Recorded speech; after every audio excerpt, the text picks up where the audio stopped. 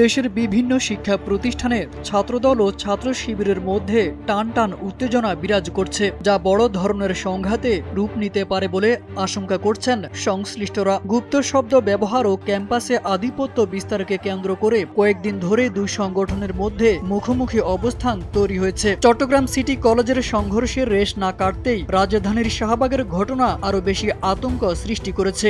এর প্রভাব ছড়িয়ে পড়েছে ঢাকার বাহিরে বিভিন্ন বিশ্ববিদ্যালয়েও, যেখানে পাল্টাপাল্টি বিক্ষোভ ও শোডাউন দেখা যায়। এই উত্তেজনা কেবল ছাত্র সংগঠনের মধ্যেই সীমাবদ্ধ থাকেনি, জড়িয়েছে তাদের অভিভাবক সংগঠন বিএনপি ও জামায়াতও। বিষয়টি জাতীয় সংসদ পর্যন্ত গড়িয়েছে, যেখানে দুই পক্ষের নেতাদের মধ্যে তর্ক বিতর্ক হয়েছে। RICL TMX, যুগের পর যুগ স্থাপনা থাকে মজবুত। সামাজিক যোগাযোগ মাধ্যমেও চলছে তীব্র প্রতিক্রিয়া। ছাত্রদলের একটি অংশ গুপ্ত রাজনীতি ও ছাত্র শিবিরের রাজনীতির নিষিদ্ধে দাবিও তুলেছে। সাম্প্রতিক সংঘর্ষের একটি উল্লেখযোগ্য ঘটনা ঘটে পাবনার ঈশ্বরদী সরকারি কলেজে। সেখানে পূর্ব ঘোষিত কর্মসূচিকে কেন্দ্র করে ছাত্র শিবির ও ছাত্রদলের মধ্যে ধাওয়া পাল্টা ধাওয়া এবং সংঘর্ষ হয়, যাতে উভয় পক্ষের কয়েকজন আহত হন। দুই পক্ষই একে অপরের বিরুদ্ধে হামলার অভিযোগ তুলেছে।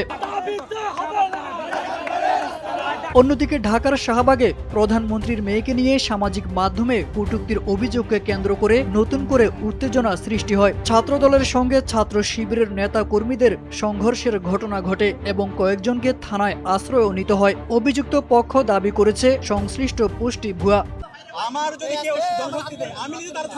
বিশ্লেষকদের মতে গুপ্ত শব্দ ব্যবহার এই সংঘাতের মূল কারণ নয়, বরং ক্যাম্পাসে প্রভাব বিস্তারই প্রধান ইস্যু। জুলাইয়ের গণঅভ্যুত্থানে একসঙ্গে আন্দোলন করলেও পরবর্তীতে ছাত্র সংসদ নির্বাচন ও রাজনৈতিক অবস্থান নিয়ে দুই সংগঠনের মধ্যে দূরত্ব বাড়ে। বর্তমানে উভয় সংগঠনই শক্ত অবস্থানে থাকায় কেউ কাউকে ছাড় দিতে রাজি নয়।